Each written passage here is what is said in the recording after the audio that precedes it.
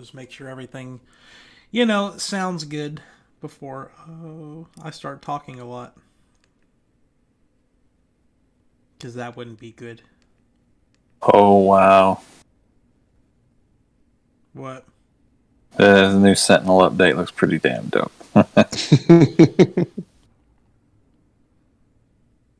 Yeah, the Sentinels have, like, fucking mechs now they'll come after you with. Oh, wow.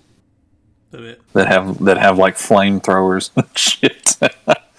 Did it go live? I think it went live. Oh, my bad. I'm sorry. I'm trying to make sure it did. Okay, it did go live. Okay. Good morning, everyone. Welcome. God, this is so weird how this works. Good morning and welcome to next. Oh my God, it's Michael. At the last second, coming in. Look at him.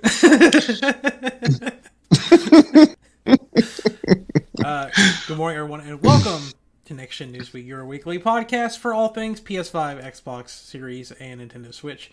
And today we're also going to be talking about the Wii U and the 3DS, because they are dying. Anyway, my name is Mitch. Joining me this morning, we have Richard. Hey. So, you talking about they are dying. I was like, they've been dying, but okay.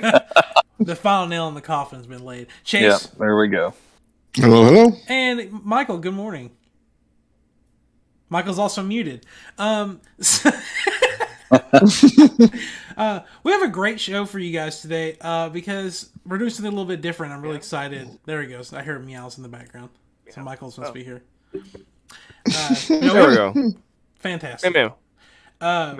Yeah, we have a great show for you today. We're gonna talk about the Nintendo Direct from last week. Meow. It's Michael. Michael's working. He's also really loud. Anyway, Cyberpunk's next gen update, and some other stuff going on the lines of Call of Duty. We won't talk about it too long because I'm the only one here that plays Call of Duty. But first off, before we get started, announcement: there are new items available on our Redbubble store. If you like for gaming related merchandise, there's a link in the bio to go to our Redbubble page where you can buy any of the things there and help us out. And as we were getting ready to go live, there was a notification about a No Man's Sky update. So I'm going to quickly, off the cuff, just read a little bit of this because it looks exciting. I know Richard seems he's really interested in it. It's the No Man's Sky's Sentinel update. If anyone has anything they want to chime in while I'm getting the official information that you've seen, go ahead. But pretty much it's like an overhaul of the combat system is what it looks like. So that's going to be pretty interesting. I got a little. All right, so I'll read this. It's short and sweet. Fight alongside your own personal robotic companions and battle an array of new foes in the Sentinel update, introducing a total overhaul of weapon systems, new lore and stories, all new Sentinel enemies and combat behaviors, the ability to reprogram and adopt your very own friendly AI drone, and much, much more. Awesome. We'll be talking a little bit more about No Man's Sky a little bit later in the show. But anyway, it was just nice that this happened to break as we were getting ready to go live. But yeah, I guess another story that kind of broke after we had finalized how the show was going to start this week was that the Wii U and Nintendo 3DS eShops are going to be discontinued in 2023. I thought they would last a little bit longer, but it is what it is. What you can do... first off, if you have any interest in buying a Wii U or a 3DS, you're probably already too late because I've heard the prices are already skyrocketed the minute this announcement went up. But if you get your hands on one or you already have one, don't sell it unless you just really need to. Or if you just really don't want it. If you don't really want it that bad, I'll buy it from you maybe. But you can hack these systems and can, put games on them. So... without buying them for hundreds of dollars. So just something to keep in mind going forward. Because I bought a 3DS, I guess, at the right time because I assume now there's going to be either impossible to find one or you're going to be paying more than like a new console to get your hands on one of these systems. And then, in the news we actually had prepared for this week, Horizon Forbidden West is coming out this Friday. One of Sony's big first party release of the year. Who all's picking that up day one? I know I'm not because it's me. Just Chase? Just me. I'm sad that I'm not. I'll say that. Yeah, I want to finish Dying. I'm going to play them in the order they came out. So Dying Light, I got to finish it, and then I'll go to Horizon, and then I'll go to Elden Ring at some point. So I mean, I'm going to Elden Ring, but Horizon will be the next one after that. Mm-hmm. But yeah, they showed off a bunch of nice trailers. I think after we recorded last week, they actually did like the first like cinematic trailer showing off like it was all about like the story and not just like a gameplay trailer. So I imagine it's like a cutscene from the game or something. But it does come out on Friday. The trophy list has leaked online, so if you're planning on playing the game, beware of spoilers. It has currently gotten a 89 on Metacritic, which is really good. I think it's like out of like 100 reviews, it's mostly got like 9 out of 10s or 10 out of 10s or like 6 out of 10 somewhere in there that like just skewed all of the results. Yeah, I think that's what Microsoft gave them. I don't think it was a Microsoft review. Yeah, but if you look hard enough, he's on payroll. Just in the very bottom, he's like Phil Spencer played this game and he hated it. So. He's like, wait, now we need to have an open world game. How long until Hellblade is ready? It's the same thing, just dark. But yeah, and this really nice thing I saw yesterday. If you get the specific trophy in Horizon Forbidden West, they are going to plant a tree, which is nice. So everyone needs to not only buy the game, but make sure you get that trophy so they'll plant a tree. And then our next little story is that the Super Mario RPG director would like to make a sequel to that game. And I know Richard, that probably would... It slightly excites him because he really likes Super Mario RPG. Yeah, I want to get excited, but at the same time, I hated that headline because, like, there's things that I would like to do too, but you know what? It's not in the cards, so I'm just not going to talk about it. And I kind of wish he would have went that route too. I mean, he wants to, but you know what, buddy? It's not in the cards. It might be, but I mean, I don't know the fact that we don't have because how long has Switch Online been putting Super Nintendo games out? Over a year, maybe 2 years and now. We still don't have Super Mario RPG, which is, look at any RPG top 10 list. Tell me where it's at. It's going to be on there. We don't have it. So, I don't know. Well, I'm also kind of afraid of doing another one. The first one was so magical. Right. Yeah. They'd have to recapture that somehow. I don't want them to Paper Mario was awesome too. I was going to say, beginning. They did. Yeah, there you go. I don't want them to Paper Mario it. Well, the good thing is that the first sequel to Paper Mario was the best one they ever did, other than the original. So, I mean, yeah, that's true. Or they start milking it, right? And then they do like 5 sequels to Super Mario RPG. And the 6 sequels. And the 4th and the 5th one are fucking terrible. And then the 6th one's like, okay, it's actually pretty good again. And it has a Wind Waker section, and then it just comes full circle. Like, it's just, thanks, Square. I would love to see it. Super Mario RPG. Wow. Everybody likes definitely. But man, if they like another, because you could see Link, and you could also see Samus in the original Mario RPG. So those little cameo spots would be cool. There in Paper Mario: The Origami King, there's a segment where Mario can put on a paper mache Samus helmet in like the that's cool. garage or something. Mm-hmm. There's another one too. I can't remember what it is. I think of Donkey Kong. Yeah, it's Donkey Kong. Yeah. Can we get a paper Donkey Kong game? I'd play that. Be cool. I just want a new Donkey Kong game. Yes, I mean, there's been rumors for a long time that the Mario Odyssey team is making a new Donkey Kong game, like like a Kirby Donkey Kong game, pretty much, or Donkey Kong Kirby game, whatever I'm trying to say. Mm-hmm. And then going to one of their bigger stories, Cyberpunk 2077, that toxic girlfriend you can't seem to get rid of, is back in the news again because they just dropped the next gen patch for the game, which is a 50 gigabyte update. And Chase, you watched the stream. Did you see like the stuff that they showed in the trailer or in the stream that they did? Did it seem impressive? Like, did they seem like they were doing a lot to try to rectify all the issues with the game? Yeah, I mean, no, they definitely looks like they fixed a lot of stuff.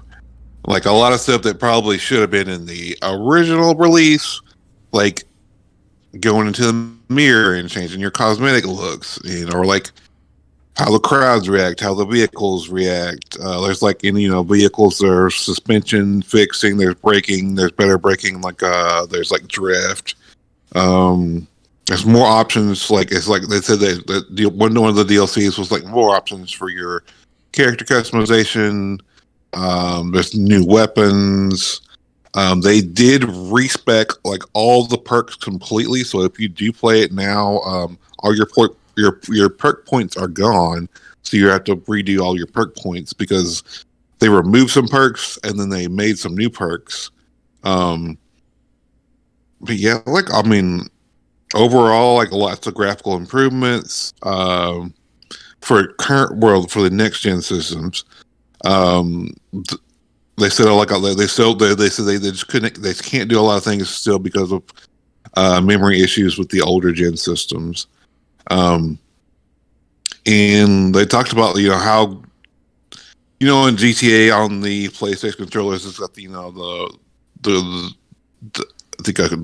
controller has the speaker in it that plays stuff. So they said that will work. There's like the haptic feedback on the guns, all the cars, in your character. So the PlayStation 5 controller, the DualSense, they're taking full advantage of that. Apparently, nice. 5, yeah. And there's oh, you're good. I think you're good. Okay. And then they said there's like if you're on PC, you have like benchmark settings, so you can see all that. So awesome. So is anyone planning on revisiting Cyberpunk with all the updates to it? Me. Awesome. Are you actually gonna? Well, go ahead. Yeah, I might play more than 5 minutes. I really want to go back, but I mean, there's a lot coming out in the next like few months, so I may wait just until the DLC drops and then go back and replay.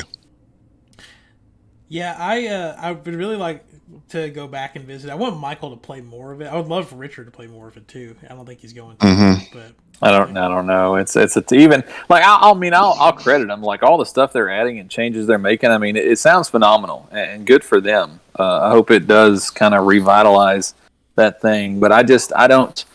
I think I set myself up thinking of it being something very different than what it was, and my reasons for not wanting to go back have nothing to do with like bugs or glitches or something like that. It just, I don't know, it didn't pull me in. I'm going to be honest. I don't like the fact that Keanu Reeves is an asshole in the game. I mean, it's like it's like watching a movie like that movie Robin Williams made where he was a bad guy. Nobody wants to see that. So, I think they kind of shot themselves in the foot with that, so. I don't know if he's necessarily a bad guy. He's just... Look, I have played Cyberpunk for a good 20 minutes. I know he's a bad guy, so. You can't even get through the first, like, up to the title sequence in 20 minutes. You got to play, like, I tell you, I stopped when I was trying to take pills for a headache, and he kept kicking the bottle out of my hands.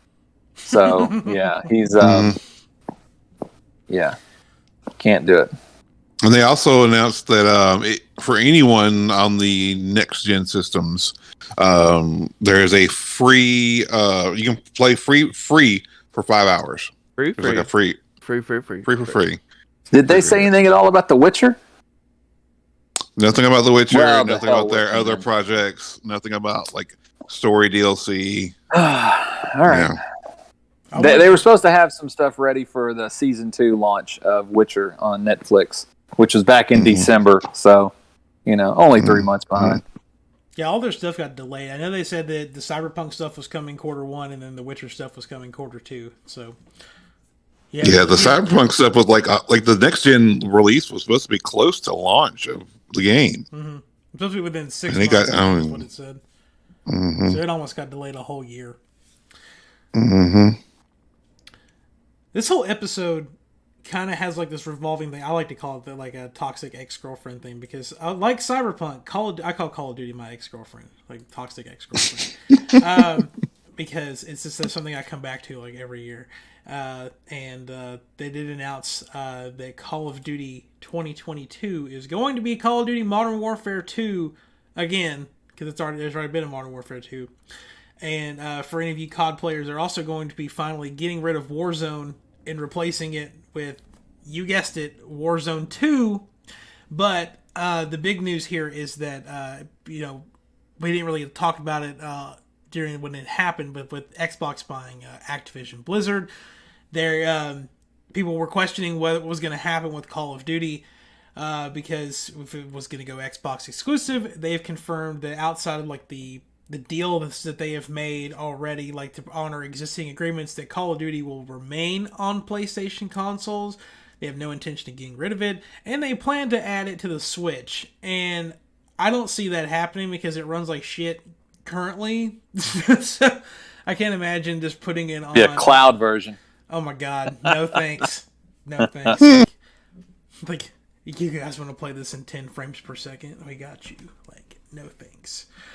They'll probably do like they used to do a long time ago, where like the Nintendo versions of Call of Duty were like completely different than the other ones. Like, there's like a DS version of Modern Warfare 3. Like, no one's gonna fucking play that. Ooh.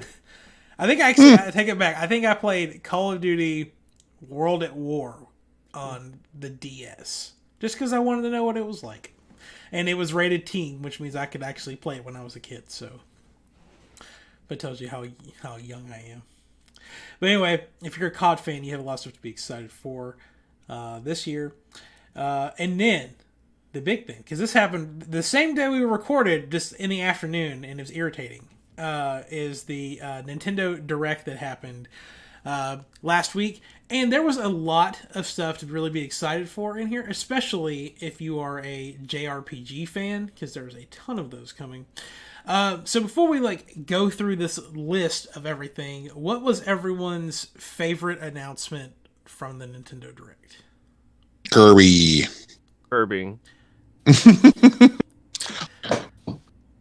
Richard, do you have a favorite announcement? Really? I didn't see Kirby as an announcement. We knew about that. We knew about it, but we didn't know about Kirby. A lot of I don't know, man. The whole Direct was a whole lot of win, which is really surprising. I'm not used to using the words win and Nintendo in the same sentence. Yep. But man, it really was. I'm gonna have to go with Strikers and Switch Sports.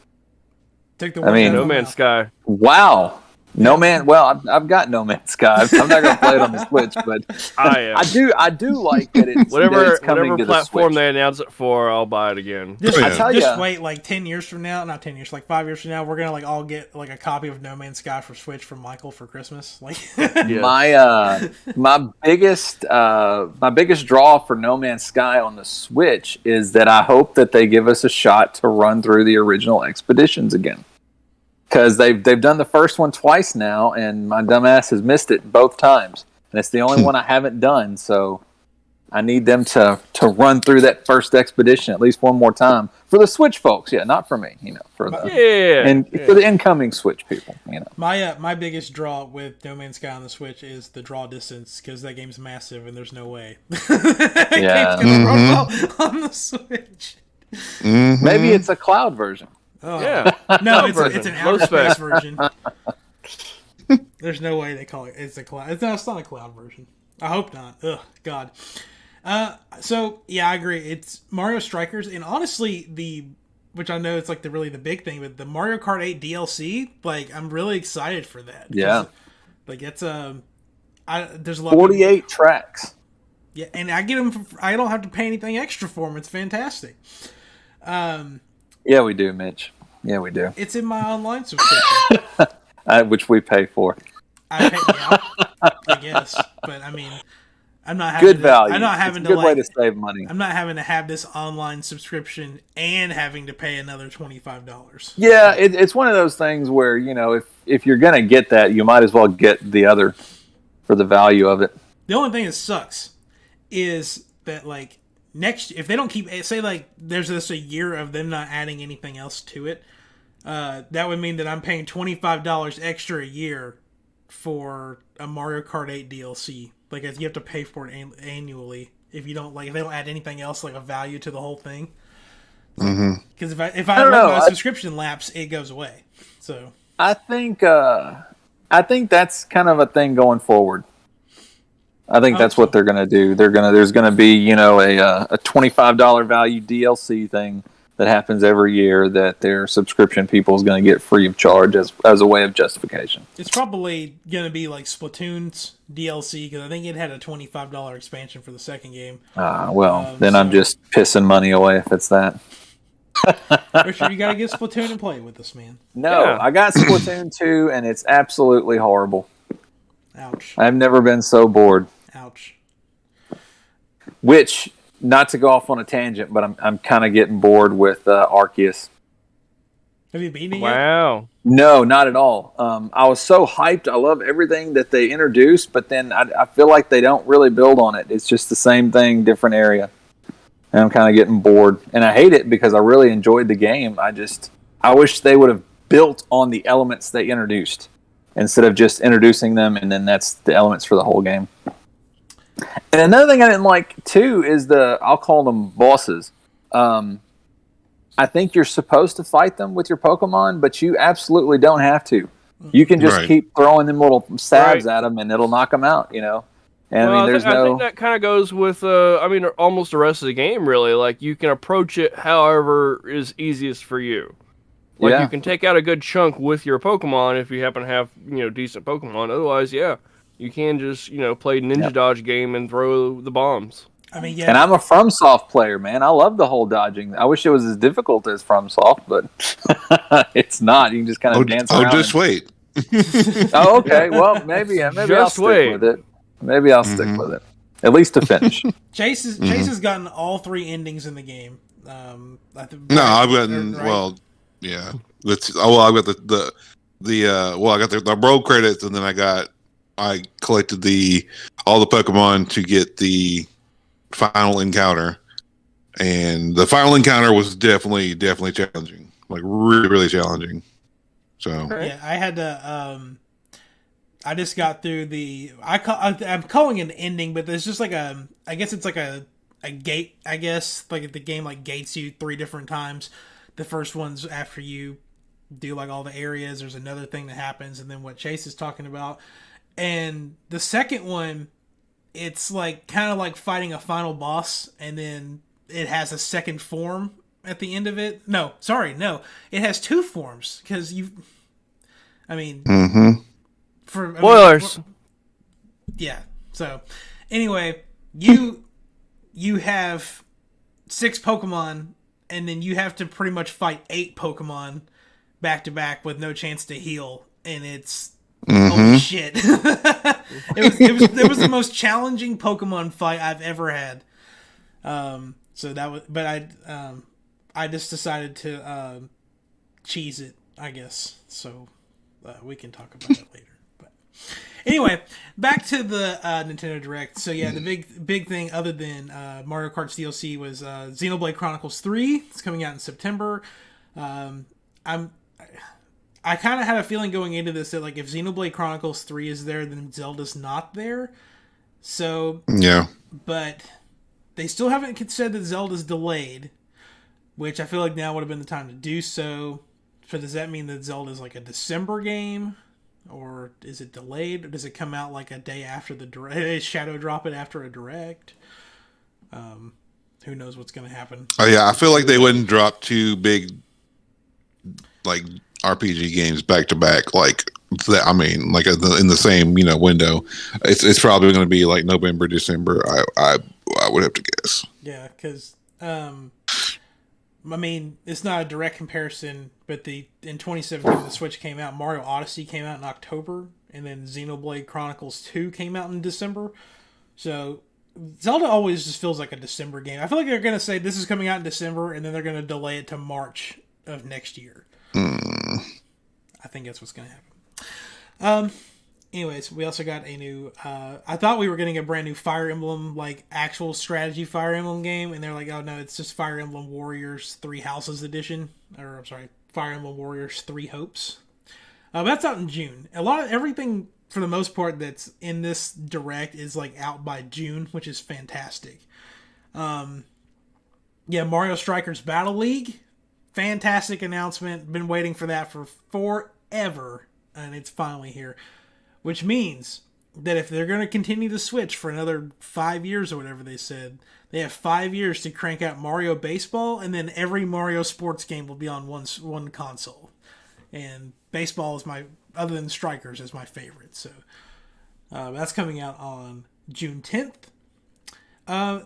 This is something we had talked about, but it hadn't actually shown up until today, or the day of the direct. And that is the Chrono Cross remaster. Yeah. Richard, I know you and Steven a lot were talking about Chrono Trigger, but you guys don't like Chrono Cross, right? No.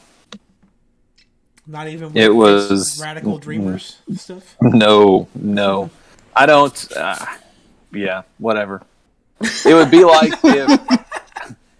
if Nintendo decided to remaster The Legend of Zelda 2, The Adventure of Link, but not remaster like the original game, which is heads and tails so much better than the sequel. So yeah, I don't understand. It's like, man, they really want Chrono Trigger. Let's remaster the other one. I mean, okay, so Chrono Cross is for. a sequel. It's not. I was under the impression this was the first one, and Chrono Trigger was a sequel. I'm gonna say Chrono Cross is like a no. I know what they call it, a sequel. It's not a sequel. It has absolutely nothing to do with I mean, I don't know. I guess in the same vein like Final Fantasy, sequels of one another. But yeah, there's no. Well, fans of the Satellaview will be really happy to know that the Radical Dreamers... right, they get a text-based adventure that most people probably are not going to be interested in. It makes me think of that Back to the Future, when Marty's playing the wild gunman. The little kid's like, you got to use your hands. That's the way I see kids now. You got to read.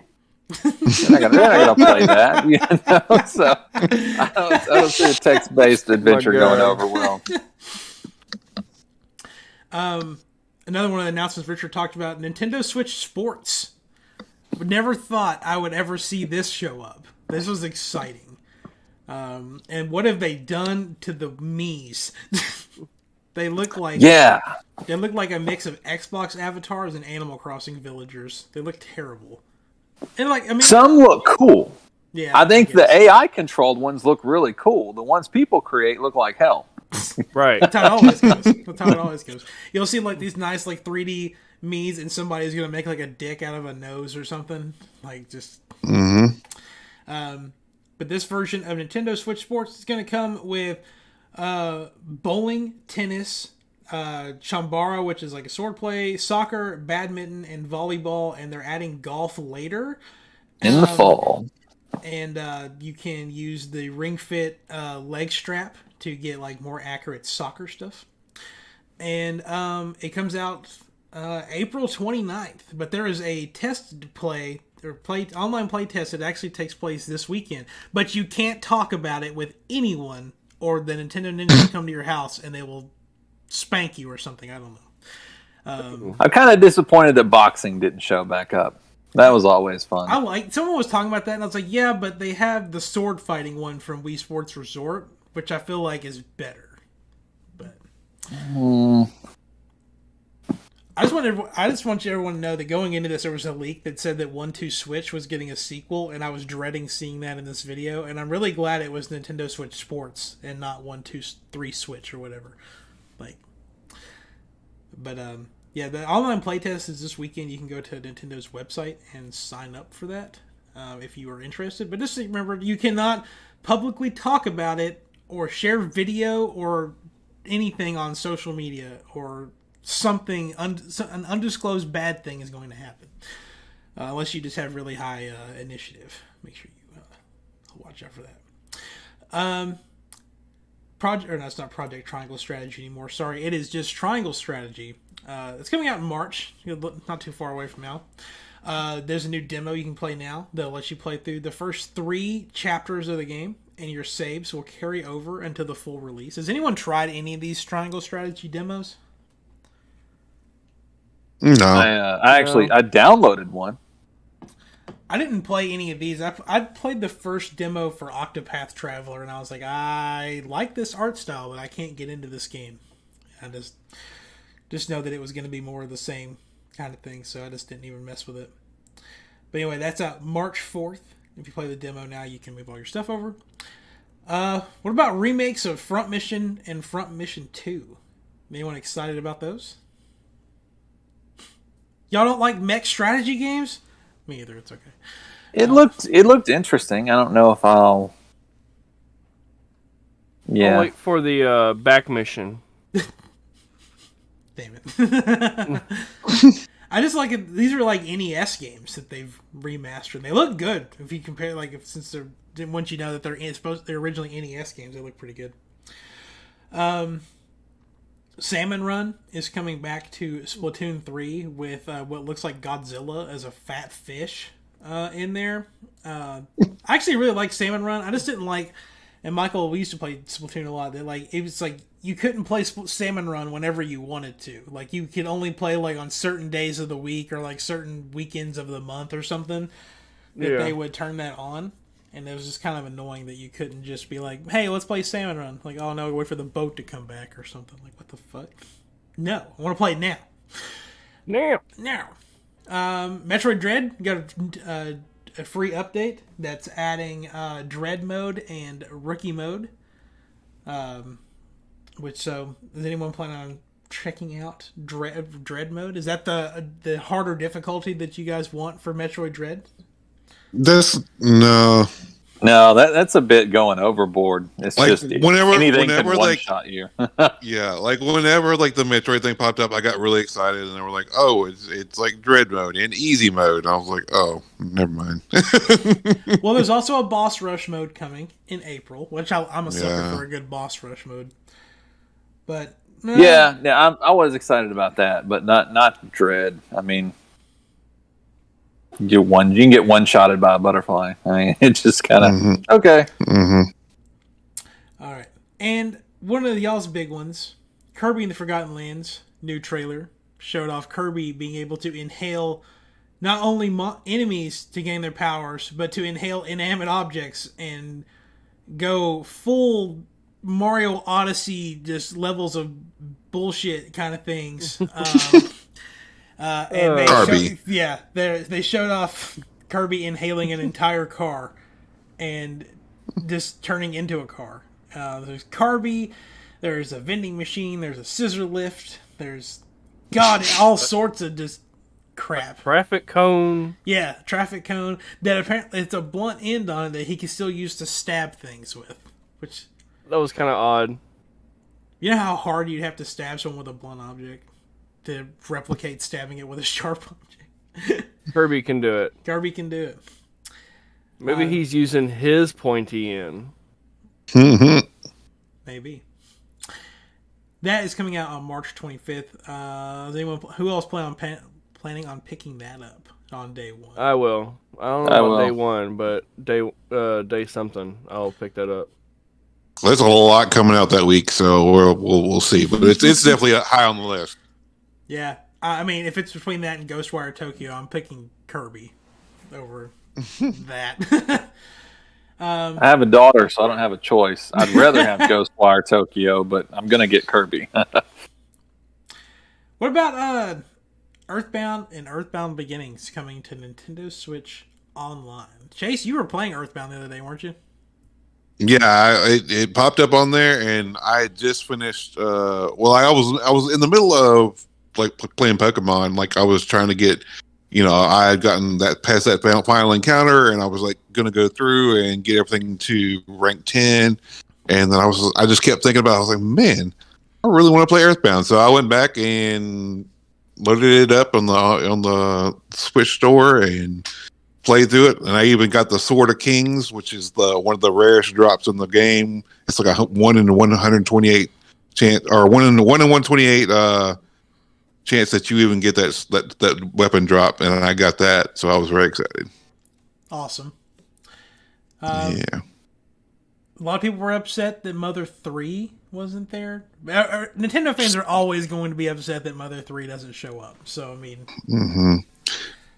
Yeah. Do you think Mother 3, like, they're building up hype with these two releases to eventually go, hey, we finally listened and we've localized Mother 3? Because the last time Nintendo even acknowledged its existence was, I think it was E3 2014 or 2015, whichever one had the intro with the robot chicken thing. If you guys remember that. And there was they had like a robot chicken model of Reggie Fils-Aimé like on the stage. And he's like, I'm taking questions from the audience. And this guy was like, when are we getting Mother 3? And then Reggie just like burned him with like laser vision and set him on fire. And that was like the last time Nintendo's even acknowledged its existence. If you haven't seen that robot chicken thing, or even the Star Fox puppet one, they're both really good little intros that they did a long time ago. But yeah, the creator of the Mother series, he was like he actually posted a video like right shortly after the announcement, and he's like I hope it happens someday, and I love the fact that so many people have been touched by my games, so hopefully it happens. The problem is that 100,000 people could go, yeah, we'll play it, and then when it comes out, like 10 of them will actually play it. Like, that is true. I've in anything where I've been like, if you guys release this, I will play it kind of thing. Even if I don't play it, I feel obligated to at least buy it just because I willed this into existence. Like Yooka-Laylee, like when that game was first, like they were like, hey, we were looking into making a Banjo-Kazooie spiritual successor. Like, I was like the only thing I've ever backed on Kickstarter. It's like, I want this game. And I was like, I just want this to exist. And then when I finally got it, I was like, I played it for like an hour and I was like, God, I just want to go play Banjo-Kazooie. And then I just turned on the Xbox and played that instead. But I was like, I at least supported them and didn't like make them waste their time, I guess. Right. Is it called Mother in Japan or something? I don't. Yeah. I mean, we're talking about the Earthbound series. Earthbound, yeah. Okay. So yeah, there was Earthbound 0, which is the original Earthbound, which was on Nintendo, and then it's called Mother Origins in the US, which actually got localized. And then Earthbound was the sequel, Mother, which is Mother 2. So Earthbound Origins is that one? Earthbound Origins is the very first Mother game. Okay. But it's very, very simplistic. It's got a lot of the elements of the game, but it's I don't feel like it's as good, honestly. But do you have to play it? No, you don't have to play it. Okay. Like I've well, no, like, okay, for instance, no, I disagree with that, at least inside my head, because watching that direct, I was really pulled into Xenoblade Chronicles, but then when I saw that it was the third one, I was like, well, that's me out. Because I've not played 1 or 2. I don't know what the hell's going on. I don't think you have to play I don't think they're connected either. Oh, so it's like a Final Fantasy thing? Kind of. Yeah. Oh, okay. There are elements that are connected, but like the stories are very separate. Okay. Yeah. I feel like they should run disclaimers sometimes on games like that. These are not direct sequels, like down at the bottom. Yeah, I think the only time that like kind of connected in the same one is like I was talking to a guy we work with last night. He's obsessed with Xenoblade and everything. Because there's Xenogears, which was a PlayStation game made by Square. And then they like went dormant for forever, and then Monolith brought it back on the Nintendo stuff. But yeah, you don't have to play any of the old ones to get the thing, except for like maybe the DLC that comes out for each specific game. You'd want to play that to get more story out of whichever one you're playing, but they're not like connected or anything. Let's see. Advanced Wars 1+2 Reboot Camp officially revealed to come out on April 8th, even though we knew that was a thing for a while now because it leaked on the eShop. And it actually has something that a lot of first-party Nintendo games don't have, and that's voice acting, which is really nice. So, Day one. For me, not for Maddie. maybe a month one for me. We'll see. I love a good strategy game. And actually, out of every JRPG announced during this direct, the only one that actually I think hooked me was Live Alive, and this was yes, an old school JRPG that's never been localized in the United States. It's coming out on July 22nd. It's got that new HD 2D style with it. It's kind of like the original Octopath Traveler, if you think about it, because I think it's 7 or 8 individual characters, and they're all set in different time periods, and you're playing through their stories individually, and I guess their stories kind of connect at different points. But you can play as a caveman. There's a samurai story. There's a ninja story. There's a outer space story, futuristic cyberpunky looking story. It looks awesome. It's definitely a game I think I could really get hooked into. What y'all think about Live Alive? Look really good. Oh yeah, I'm picking it up for sure. Sweet. We got the Portal 1 and 2 Companion Collection coming out. Does it have a release date? Nope, doesn't have a release date. But I mean, it's Portal 1 and 2. I think that's all you really can say about it. I imagine that they're not going to run terribly because it's an old school 360 orange box game. So hopefully, let me put it that way. Hopefully, it doesn't run like shit. And then just a couple of little announcements. MLB The Show 22, it has crossplay. It looks like garbage on the Switch. If you have another console, don't buy that on the Switch. It looks terrible. Star Wars The Force Unleashed, the Wii version of that game, is coming out on April 20th, so you can do motion control lightsaber battles or something. And this is where I actually got kind of thrown off in the direct, because they announced this Disney Speedstorm Racing, which is a Disney Pixar kart racer. And I was like, oh, if they're showing this, there's no way they're showing Mario Kart. And they did both. I was wrong. But this is a free-to-play Disney Pixar kart racer, where I guess you just buy the characters, whichever ones you want, because there's probably going to be 1,000 characters in this game. And if you're not playing as Mike Sullivan, you're not doing it right. And then, No Man's Sky coming out this summer on the Switch. Klonoa's Door to Phantom Isle and Klonoa 2 Lunatea's Veil. I hope I said that right. Yeah. Coming out on July 8th. Y'all big excited for Klonoa? I'm picking it up. I know that and the Chrono Cross are both coming to PlayStation, so I'm big on PlayStation. Yeah.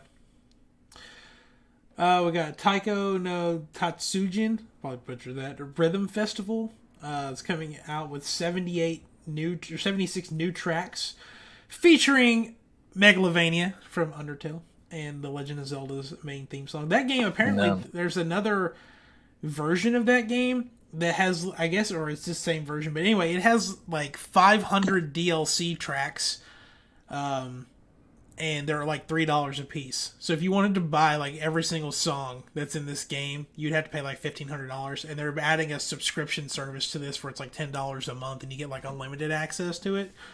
Which in this particular case seems like a better way to go about it. Yeah, definitely. Yeah. Not into a rhythm game unless it comes with a controller that looks like a guitar. Or drums. Then I'm down. Or drums. I need drums. I need new plastic clacky drums. We got Cuphead, the Delicious Last Course, coming out on June 30th. Anyone excited for that Cuphead DLC that was announced 4 years ago to finally come out? Yes, very. Oh, little bit of news update in the Cuphead front. Cuphead on Netflix, the animated series, starts this Friday. And the first season got a 9 out of 10 from old IGN. Must be really good. Assassin's Creed, the Ezio Collection, coming out February 17th, which is tomorrow. Kingdom Hearts Integrum Masterpiece, the Cloud Edition, was out that same day. So if you like if you like punishment and torture, play the cloud version of Kingdom Hearts 3. Let me see. We got the SD Gundam Battle Alliance. This is all where you get to the little shovel stuff, I guess. The Getsu Fumaden Undying Moon, a roguelike set in a dark fantasy world. And then there was also Lego Smash Brothers, or Lego Brawls, coming out this summer. Demon Slayer, Kimetsu no Yaiba, the Hinokami Chronicles, coming out June 10th. 2 Point Campus, I hope that game finally comes out so I stop hearing about it. And Zombie Army 4. Big announcements. And by big announcements, I mean Mario Kart, Xenoblade, Kirby, Nintendo Switch Sports. The first-party Nintendo IPs, they're there. They're great. There's no Zelda, which is really disappointing, but it is what it is. So, I really hope this works out, because I got something. Oh, we're okay on time, I guess. But I found something that I had access to online. I thought it'd be really interesting. Maybe we do this like once a month or something like that. And I'm going to try to get this to work real quick. So bear with my screen for a second. And hopefully you guys will be able to see this. Can everyone see my screen? No. I see Nintendo Power. Yeah. I have a Nintendo Power from February 2002. So this is a 20-year-old copy of Nintendo Power that I thought it would be interesting to look through. But Chase, you said you can't see it? Mm-mm. I mean, there's a square that says watch stream. Click on the watch stream. Let's try that. Okay. So you can see it now? Yeah, I can see it now. Okay, cool. Anyway, I just thought it would be interesting to look through this old copy of Nintendo Power and see all the cool stuff from 20 years ago that's in here, including this beautiful picture, this little, whatever you want to call this, of Pikmin and Star Wars and Luigi's Mansion. We're not going to go through this entire thing. And this the race. GameCube, man. This was Look at that. This was the Nintendo Power. I guess it came out like right after the GameCube came out. So yeah, you get all the fun It's stuff. like the golden era right there. There's a lot. I kind of skimmed through this a little bit earlier, and there's a lot of like just nostalgia inside this. Can you handle the power of the GameCube? And I love that you can get free player's guides for Luigi's Mansion, Wave Race, Star Wars Rogue Squadron, and Pikmin. I don't know if that total number down there still works or not. I wouldn't try calling them, maybe. This one took like forever to call figure. it. I need my strategy guide, man, for Luigi's Mansion. This one took forever for me to figure out what this was. Because it's like straight adrenaline with a helicopter chaser. And I was like, what is this? And you look in the fine print, it's a game called Spy Hunter that was released on all platforms. And this is like, this game in this magazine did something better than CD Projekt Red did, where they showed what their game looks like on all the platforms that it's on. Where Cyberpunk didn't do that, which is nice. And surprisingly, the GameCube version looks like shit compared to the other ones. But oh yeah, Spy Hunter from Midway. There's also this chick. The cover game of this was like it's some kind of snowboarding game. I can't remember what it's called now. It's in here later on. Dark Summon. That's what it's called. I don't know if you guys have ever heard of it. It's like obviously it's a snowboarding game, but there's bombs in it. Yeah, so there's also stuff with Super Smash Brothers, Super Mario World 2, a bunch. This was the first Nintendo Power that featured Sonic games getting ready to come to Nintendo platforms for the first time. So this is like a big deal. See, look at this really crappy image of Sonic. If you're listening to the audio version of this show, this is a video version you should definitely look at. You can even look back on page 26. We have Nintendo Switch Online. I'm sorry, Nintendo Online for the first time down here. It was like really bad. Not really bad. comparatively, it's actually not that bad of artwork. This little snippet from Crispy Crisps via the internet for Nintendo Power. It says, "Hey NP, sup? Anyway, down to the point, I got Super Smash Bros. Melee and I'm in awe. I go around all day with my jaw-dropping pupils reflecting Link, Mario, Ice Climbers, and others rampaging across the screen. Just one suggestion, make a CD soundtrack. This game has the best soundtrack in a game ever." And I kind of agree with them. This Melee's soundtrack was completely insane. Anyway, and more artwork. Whoever did this one, who was this? Megan Miller from Champlin, Minnesota? Fantastic on the Juno artwork. Fantastic. The top-selling games for the GameCube: Luigi's Mansion, Star Wars Rogue Squadron 2, Wave Race, Tony Hawk Pro Skater 3, Madden NFL 2, Super Monkey Ball, NHL, All-Star Baseball, Batman Vengeance, and Crazy Taxi. And when I read this, I really thought that Harry Potter and the Sorcerer's Stone was the number one game for the GameCube. And I was like, what the hell? But it's actually the Game Boy Color number one selling game with Harry Potter and the Sorcerer's Stone, which I didn't even know was available on the Game Boy Color. And the most wanted games: The Legend of Zelda, Animal Forest, Mario Sunshine, Metroid Prime, and Eternal Darkness.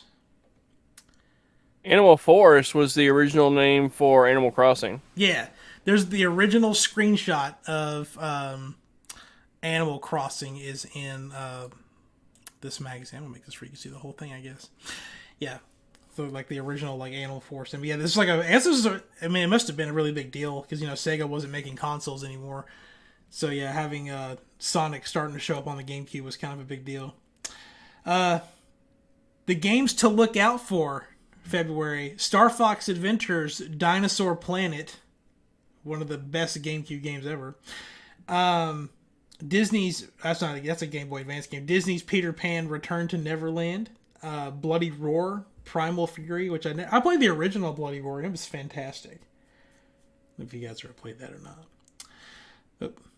I'm gonna kind of skip through some of this because I don't think everyone really cares about sports games.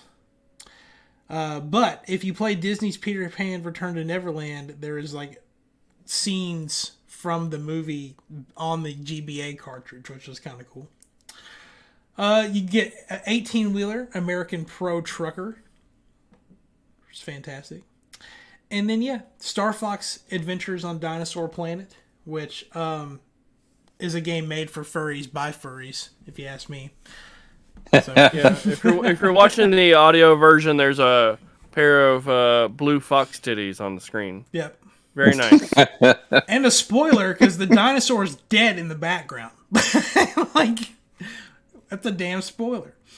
And you got your first images of Animal Forest, featuring the dinky little villager down here on the bottom. I love her. Animal Forest Plus for GameCube is already a hit in Japan. Players do all sorts of tasks to earn money so they can buy items for their house. Like, thanks. That's the whole purpose of the game. Animal Forest is a complete, if small, world full of shops, homes, and museums. Have y'all ever played Doshin the Giant? Or heard of Doshin the Giant? No. I think I'd heard of it. It had like a small cult following in Japan. Yeah, so pretty much the way it works is I've heard a lot of people talking about it. You obviously, like, you're a friendly giant and your goal is to like help people, but if you choose not to help them, you turn into an evil giant and then you just start killing people. Beautiful. Way ahead of its time. Game & Watch forecast for the GameCube: Shrek, The Lord of the Rings, James Bond 007, Dinotopia, Bloody Roar. Back then we didn't know what it was called, The Wind Waker. It was just called The Legend of Zelda. Phantasy Star Online 2, SpongeBob SquarePants, Spider-Man the Game. We'll see what else. Scooby-Doo, Rocket Power, Rugrats. Lots of good stuff. Lots of good stuff. And then on the Game Boy Advance side of this, you're looking at, let's see, what's some of this stuff? Banjo-Kazooie's Grunty's Revenge, Crash Bandicoot: The Huge Adventure, which I never heard of, Diddy Kong Pilot, The Land Before Time, the game. I'm sure that was fantastic. Powerpuff Girls, Mojo Jojo A Go-Go, Saberwolf, Super Mario Brothers 3, Shrek Kart, which I think it turned into Super Shrek Racing or something.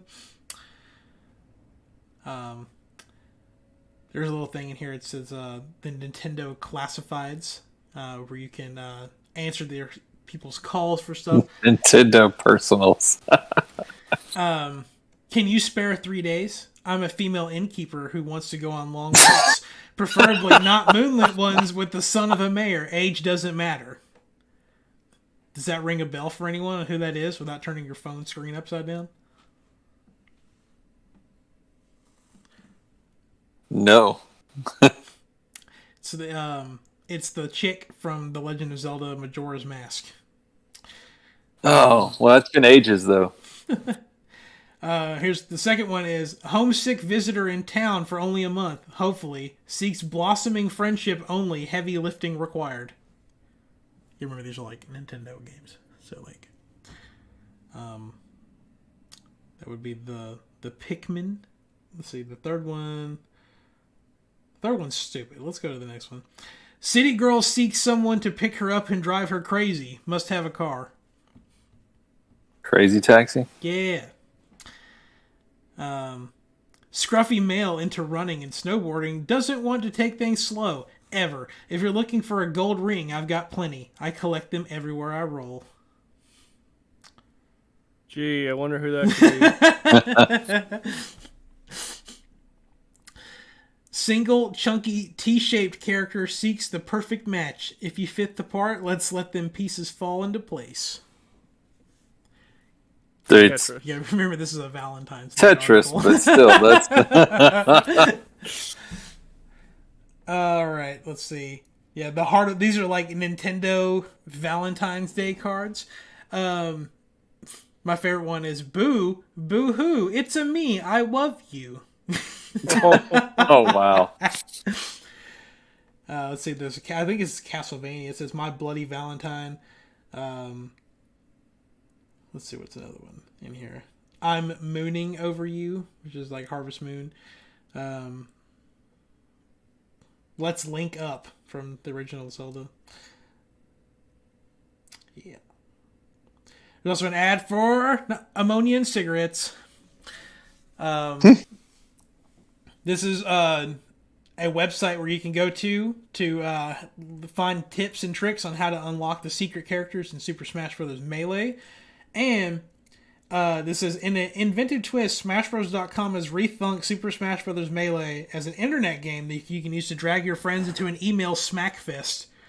With practice, you can dominate not only your friends, but eventually the entire world. If you're good enough, the website announces it all. To start your match, select one of the Nintendo characters and then launch your smash attack into the digital domain. Your friends will never know what hit them. And I think you literally just put, I want to pick this character and I want to do this, and then it just sends it out into the world, and then eventually you'll get an email back saying, wow, you punched Falco or something, and then whatever happens after that. Another ad for ammonia and cigarettes. Apparently there are ammonia and cigarettes. And I'm going to skip through a lot of this unless you guys just really care about NBA basketball. Because it's just talking about how the different mechanics of how a basketball game works. We have Tarzan Untamed, Bungee Jump, Water Ski, Surf, Power Slide, and Get Untamed for GameCube. Back when Ubisoft, their name was Ubi Space Soft, I guess. Their logo was like really outdated. This is also around the time where Square and Enix were different companies, I believe, too. We have Batman Vengeance. Did y'all ever play Batman Vengeance? That was supposed to be a pretty good game. I never played it, but it was supposed to be pretty good. I haven't. I actually have the disc for that, for the GameCube. It doesn't look too bad for a GameCube game. Got access to all your utility belt stuff. I love this like version of the Joker. He looks pretty cool.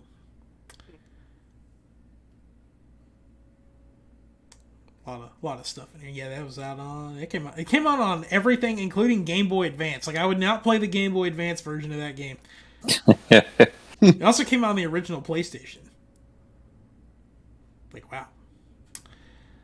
This is an interview with DigiPen, which is I guess is a I don't know what the hell this two-headed freak in the corner is, but the rest of it's like talking about working with DigiPen or something. And we get to Sonic. Talking about, y'all play Sonic Adventure 2 Battle? Yeah. Long time ago? Long time ago. Yeah, it was the first one that introduced, like, Rogue. You get the Iron Monkey BMX bike. I feel like my stepbrother had one of those, or something similar to that a long time ago. How far do you want to take it? Oh, I just, like, hit the scroll wheel. Okay. Y'all ever play this? Cell Damage from EA? Yeah, I played that one. This is what Destruction All-Stars looks like, but if it was a GameCube game. Drive yourself nuts playing by the tune rules of this GameCube Demolition Derby. Hang on for a loony ride. This thing literally is like a Looney Tunes Battle Royale car game. Like, it looks like... It kind of looks like The Simpsons Hit and Run, honestly, but you just have like all these zany, like, cartoon things that come out of your car. Like, I really want to play this. It's kind of like a Twisted Metal clone. Yeah. Yeah, that's another one. But they got like Ren and Stimpy weapons across the top here. Like, just ready to go. Like, if this game was a licensed game, it probably would have sold a lot better, I'm sure. All sorts of different locations and everything. The Arcade Smash Thunders on the Nintendo GameCube 18-wheeler American Pro Trucker. Y'all know y'all wanted to play this as a kid. Or a young adult. I also got the ESPN Winter Sports 2002. God, look at these character models. Oh my god. We're going to get to like a football thing here in a little bit, which is just relevant because of the Super Bowl happening, but God, they look terrible. What about Bad Cab, the Smashing Drive? Why play Crazy Taxi when you can play Bad Cab? Yeah. Made by Namco. Jesus. NHL Hits 2002. We got some cheat codes for Wario Land 4. If anyone ever needs those. I think this is... Oh, sorry, this is CD locations. Got some codes or some cheats for Tony Hawk Pro Skater 3.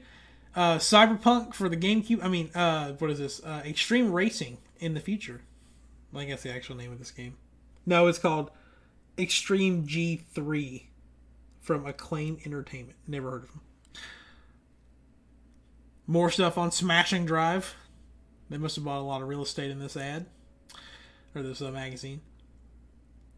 And we got Gradius Galaxies for the Game Boy Advance. Did y'all ever play that one? No. I played like the original Gradius back on the original Nintendo, but we got an advanced assault on your senses. What about we got games like Rampage, Puzzle Attack, Midway's Greatest Arcade Hits, Cruisin' Velocity, Foreplay at its best, Gauntlet Dark Legacy. Gauntlet Dark Legacy, yeah, I did play some of that. That was awesome.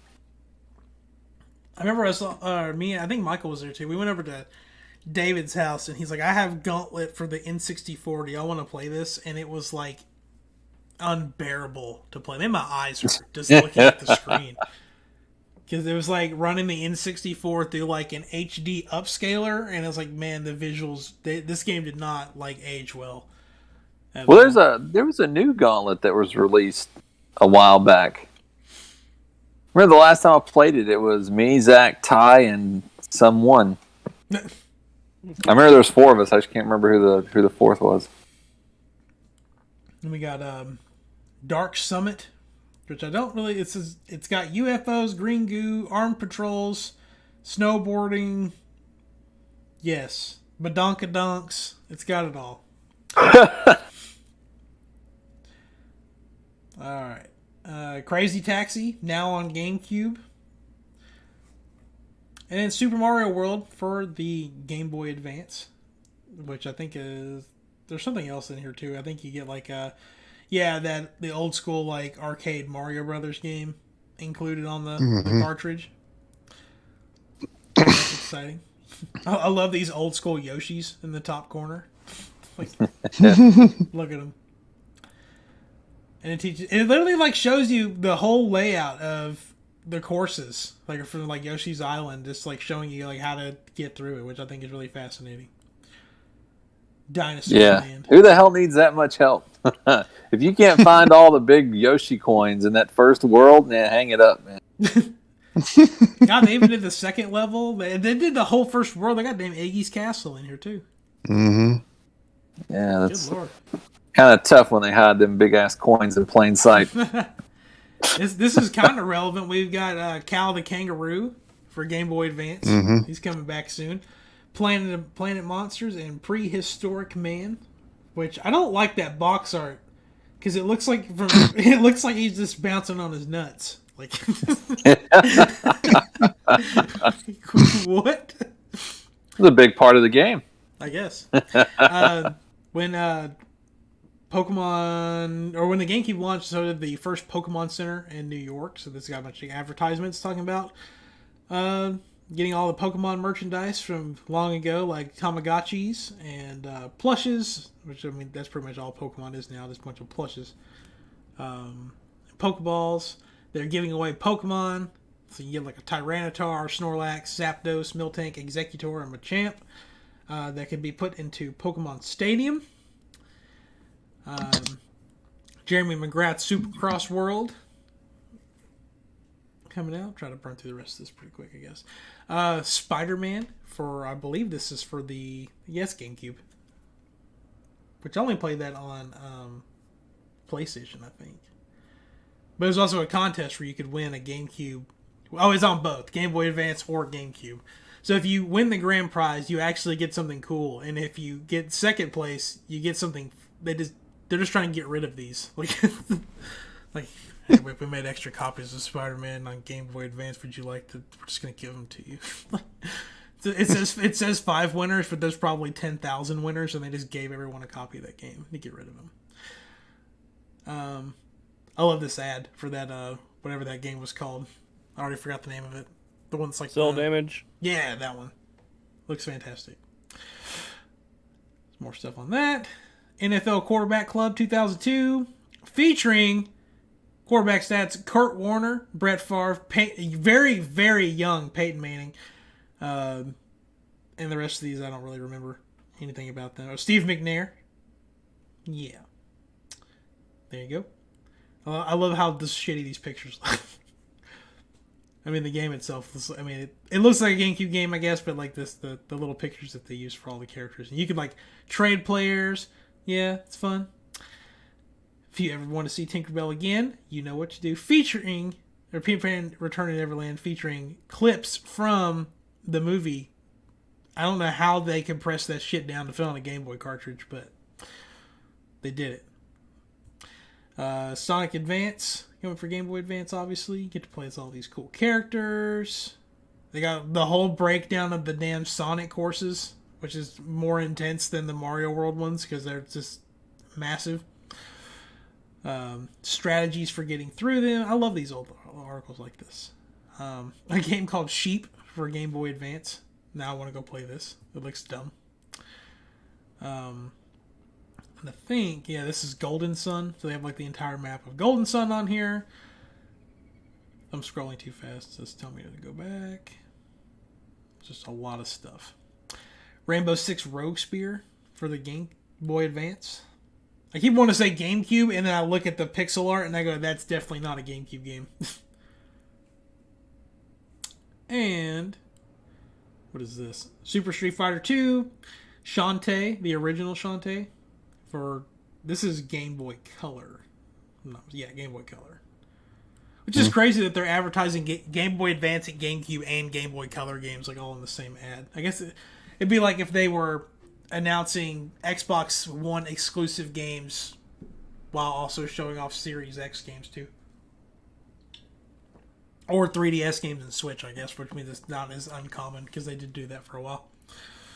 Anyway, scroll through all this, and you get to see me in my bedroom playing Super Smash Bros. Melee as a kid.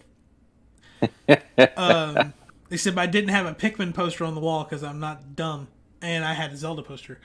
Also, his GameCube is like propped up, like on the floor. It's not even like on the floor. Like, what is going on with you? If Nintendo were a band, we'd be the mosh pit. You can get a $5. The ads are the best part. The ads are the best part.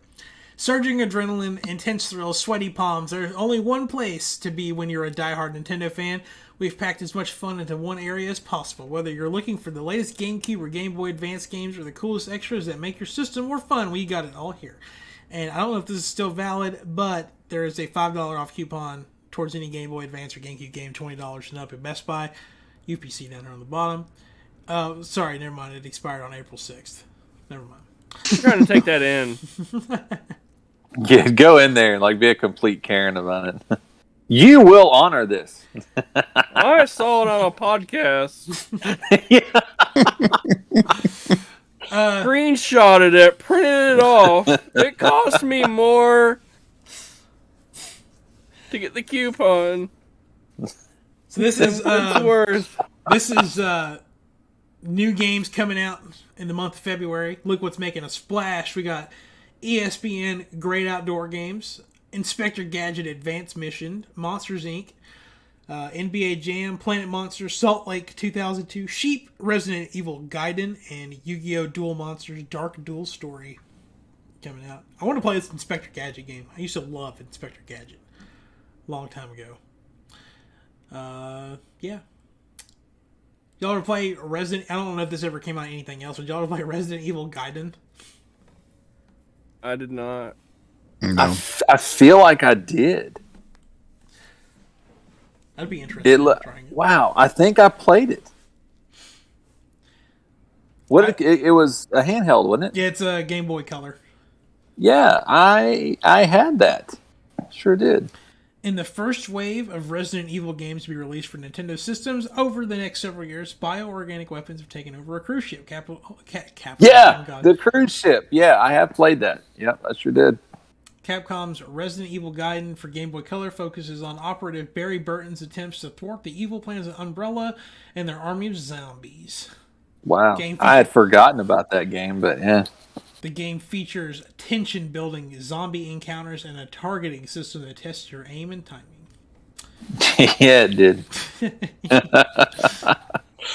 And a new feature for Resident Evil Gaiden on the Game Boy, you can press the start button to bring up a map of the immediate area and a description of your current objective. Because I guess every game ever has adopted that from Resident Evil Gaiden. I definitely had this Yu-Gi-Oh! Duel Monsters Dark Duel Story because I'm a man-child. Well, I'm pretty sure it came with like 1 or 2 cards too, didn't it? It did. It definitely did. I can't tell you what they are though. But yeah, we got an ad here for Capcom, Breath of Fire, Mega Man Battle Network, and some weird stuff. Now, this is like, I love this. This is like the editors of Nintendo Power rating their favorite games with Mario stars. So NBA Courtside's like all 4s, and like at the end of this, it's like, how do these people rank things based, or they rank them, or they review stuff, and like it has like their tier list of their favorite genres, and like sports games are like the shittiest genre like for all of them, and they're like, oh man, NBA is a great game though. Batman Vengeance doing pretty good. Cell Damage, and this guy Alan, he hated it. Let's see, Smashing Drive did good. Super Mario World got almost 5 stars across the board. No surprise there. Shantae, fantastic. There was one of them that did really bad though. So whatever Salt Lake 2002 is, it did terrible. And No Rules Get Fat. No Rules Get Fat is a mad shredding side-scroller on the funky tip, strutting with hip-hop flavor and sweet styling graphics. TDK's streetwise platformer thinks it's all that, but it's just fronting with klutzy play control that gets the game all out of whack. In plain English, the 5 levels of skating and alien-busting action are trendy but frustrating. Moreover, the rapper-style combo-scratching boss battles are almost cool, but corny Get Fat just falls flat. Oh. It sounds like something I want to go try, honestly. They made it sound really cool in their little pitch. Sheep Sheep got almost 5 stars across the board for being a sheep simulator. Let's see here. Resident Evil Gaiden mixed. Yu-Gi-Oh! Mixed. Monsters Inc. mixed. Sabrina the Animated Series spooked. That wasn't in the article anywhere. Anyway, yeah, it's got like all of their like favorite genres like listed, and they all have like sports games at like the very bottom, except for that Allen guy who also gave that game a really bad review. So, no, he praised that one. Never mind. Anyway, and then got all your Nintendo Power sources. You used to be able to call a hotline and get tips on how to do stuff, if y'all remember that. And then we're almost at the end of this. There is coming next issue. There's Crash Bandicoot for Game Boy Advance coming, Pac-Man World, and then more Sonic Adventure stuff. And there's an ad at the back of this somewhere. Yeah, the Sweet Potato Ocarina, because everyone wanted to be like Zelda and play Ocarina of Time. And I want you to know that I probably owned 3 of these in my entire life. Sweet Potato Ocarina. Except mine had more buttons on it. Or not buttons, holes. But yeah, I wanted to have a Zelda Ocarina. Yeah, here's the ad. Tony's Original Crust Pizza. As if you need another reason to eat pizza. With whatever the hell he has in his hand. It's a stopwatch. It was an MP3 player. Yeah. Oh my god. Eat pizza, get points, log on, bid or buy stuff at Tonys.com. Hell yeah. You eat 200,000 of those pizzas, you can get that little cheap MP3 player. But anyway, that is the 2002 February Nintendo Power magazine. I found it and I was like, oh my god, that'd be really cool to share with you guys. I don't know if you enjoyed that stuff. I definitely enjoyed it. And I had a subscription to Nintendo Power for most of the late 90s. Did you keep all the magazines? I think I have a pretty good stack of them. That's I can't awesome. remember what I did with mine. I used to have Game Informer. It was one I had. Got some of those too, yeah. Until they all went digital print. Anyway, let's wrap things up. I do have a trivia question. It's not Nintendo related because I found that magazine at like the last minute. So if you guys are ready, it is an Xbox trivia question. So it may just turn into a multiple choice or multiple guess. Always hating on me. We just did a Nintendo show for like an hour and a half with an Xbox trivia question at the end of it. Pop quiz, motherfucker! Next week it'll be, oh yeah, we're reviewing an official Xbox magazine with a PlayStation trivia question. I used to buy GamePro magazine. Any of y'all remember that? I remember That was way back in the day. Anyway, this is an Xbox 360 era question. I think we all have 360s. Right? Might have a shot. So, do you guys remember Xbox Live Arcade? Yes. The Summer of Arcade stuff? Okay. So, the Xbox Live Arcade service originally required games to be 50 megabytes or less to be on the platform. However, it was eventually raised to 150 megabytes to allow more games through it. What was the first Xbox Live Arcade game to be released that was able to take advantage of the 150 megabytes? And this happened back in March of 2007. So to kind of give you a time frame. Was it Boom Boom Rocket, 3D Ultra Mini Golf Adventures, Jetpack Refueled, or Pinball FX?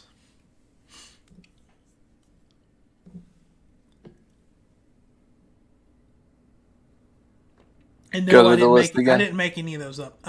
It is Boom Boom Rocket, 3D Ultra Mini Golf Adventures, Jetpack Refueled, or Pinball FX.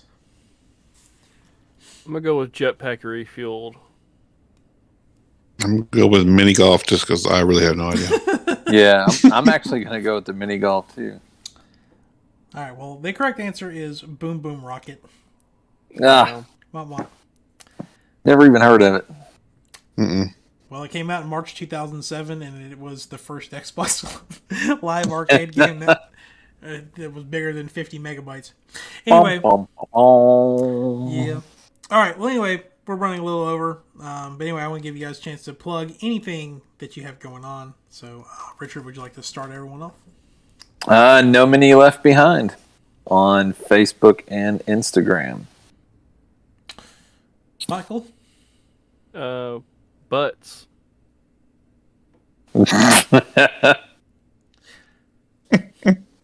Stalledaction.com. Jace, anything this week? Nothing going on this week for me, no. All right.